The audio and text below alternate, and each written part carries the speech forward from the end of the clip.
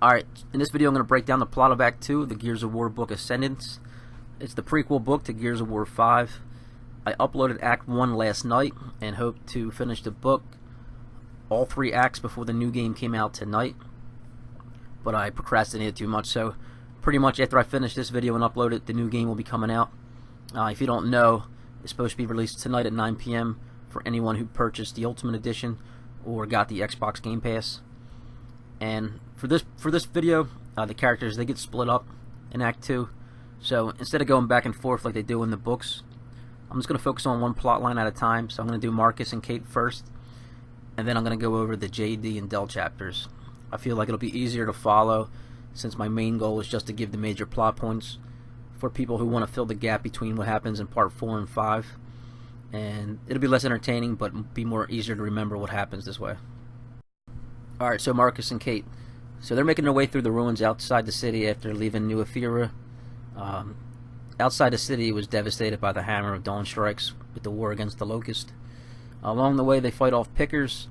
Pickers are survivors, or they're the descendants of the survivors of those strikes who scavenged the area. They make their way to an airfield and then jump onto a Condor full of DBs, and they start to make their way to Fort Umsum. On the way, Marcus reveals he came because he doesn't want to work with Jin. He'd rather fight the Swarm on his own. And before they land, they see a fireball on the road between Umsum and the next village, and then they end up parachuting out before the plane lands. Kate and Marcus, after they land, they find an exploded old wooden wagon on the road, and it's just surrounded by dead Swarm. They think, and then they get attacked by a Scion and a Pouncer, so they fight them off. And then afterwards, they find 3 sets of footprints, 2 children and 1 adult. Kate and Marcus continue to follow the tracks, finding more dead Swarm. They reach South Village, which sits atop a high cliff, only a few hundred feet below the peak of the mountain, with a river below.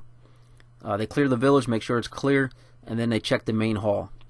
To their surprise, they find the doors open and unlocked, but Kate ends up saving Marcus from hitting a tripwire that was connected to another explosive.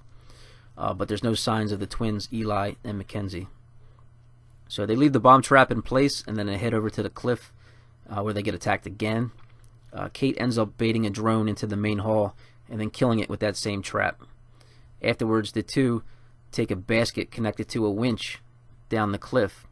The basket was used for going down to the river for fishing. But they end up getting attacked by a Scion who jumps down onto the basket. Kate pushes it over the side, barely surviving. Marcus ends up grabbing her ankle and pulling her back into the basket. And Juvies attack too, so before the Juvies could chew through the platform ropes, they swing to the cliff to grab on, and they're both surprised when Oscar reaches out and saves them. They leap off the platform onto the rocky ledge. Eli's there, and he shoots down the basket, sending all the Juvies attached to it falling into the river. And then Oscar and Kate have a heartfelt moment. This is the first time seeing him since he was kidnapped by a Snatcher. She didn't even know he was alive. And then sadly she has to reveal that Raina died.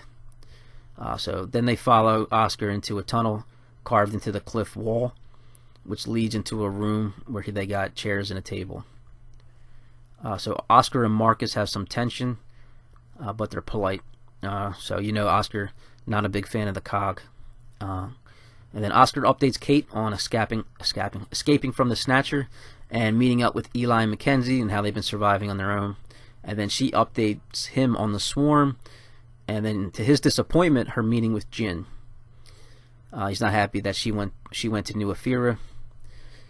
Afterwards, they go to bed, and Kate has another nightmare involving her pendant. She wakes up, she talks to Oscar, and Oscar reiterates that Raina got it from her mom, Kate's grandma.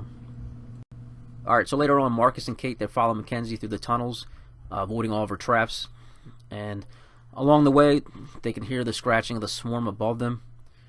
Marcus asks if she could lead him to a stolen cog supply that they were talking about earlier. They make their way back to the base of the cliff and ask Eli to take them there, but it's in a hard-to-reach spot, so Eli's got to show him how to get there. He ends up climbing some narrow steps carved into the rock on the cliff face, and next they have to use a rope to kind of swing to another cave. It's like a little bit more complicated in the book, but it wasn't really clear exactly what was going on. Oscar and Mackenzie stay back to watch for the swarm, but in this cave they find a cache of weapons, ammo, and food. But they get interrupted by an explosion. They get rocked by the vibrations of the explosion. So the swarm have entered the caves, and they trip one of Mackenzie's booby traps. Alright, so that's the end of Marcus and Kate's storyline for Act 2. We'll move on to JD and Del. So the next morning, JD and Del meet up with Jin. If you remember, yesterday they signed the papers to get reinstated as lieutenants in the COG Army and to have their records of desertion sealed up. But now they got to go back to work. So Jin shows them a top secret location southwest of Montevideo of a locust burial site. The site went offline the night before, so Jin sends them and a condor with a squad of DBs to check it out. But before they leave, Baird gives them Dave. Dave is an upgraded version of Jack. Baird thinks it'll be useful if they have to interface with old COG gear. JD and Del take a condor piloted by a woman named Yoon. Her name's not actually Yoon, but she asked to be called Yoon. But as soon as they descend below the crater rim, they get interference, and this disrupts the controls. They decide to land still with the squad of DBs, but they find everything quiet and in working condition, but the tower is transmitting gibberish. So JD decides to turn the power off and on again to see what would happen, and afterwards they feel a deep, heavy boom underneath them. And before they could get back to the condor, the cap of the burial site explodes out. A huge slab of metal slams right into one of the condor's 4 engines, destroying it, and then just turning the whole aircraft askew. The explosion kicks up a massive amount of dust in the air, so the two can't see anything, but they can hear the DBs just getting knocked around, and then they can hear the roar from the swarm.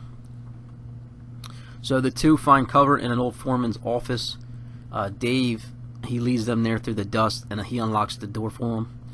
The two believe the swarm have found a way to interfere with electronics, and then they try to figure out a way to contact Jin to give her a sit rep. So JD and Del, they're still trapped in the foreman's office. They're waiting for an opportunity to make a run for it, but the swarm just keep coming out of this hole, and they don't seem to be stopping. So they command Dave to plug into an old computer terminal. As he's doing that, JD finds an old schematic of the burial site.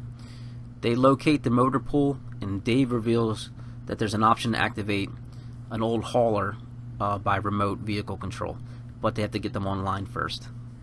So they open up a hatch to the roof, and they lower Dave to the ground with a rope to help avoid detection from his thrusters.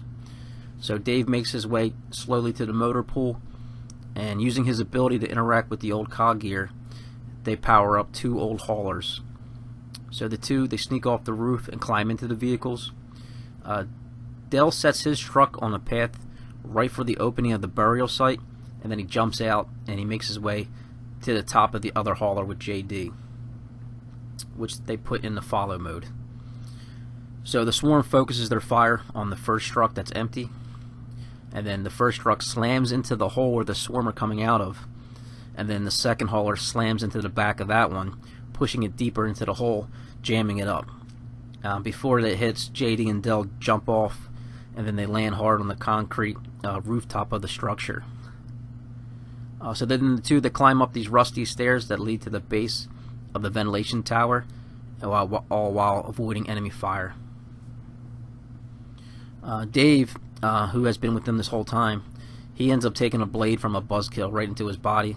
So JD is forced to grab him and carry him the whole way. So the two then have to jump off these steps after it gets hit by a boom shot onto the and they land onto the curved surface of the dome. So that's pretty much the end of Act 2 for JD and Del. The final chapter has Baird watching on his feed while the DBs that are dropped on the Fort Umpson are just annihilated by the swarm. So he doesn't know that Marcus and Kate used parachutes to jump out of the Condor, so he fears that Marcus and Kate were killed because he doesn't see them on the video. He storms over to Jin's office and asks what happened, and by doing this he gives up his secret that he could monitor the robots from his command center. And then he also lets it slip that Marcus and Kate slipped onto the Condor that dropped off the DBs, escaping from New Ephyra. So, before Jin dismisses him, Baird recommends they send a full suppression squad to find the two. And then that's the end of Act 2. I'm not sure when I'll make Act 3. I'm about to turn this video off and start playing Gears of War 5, so we'll see.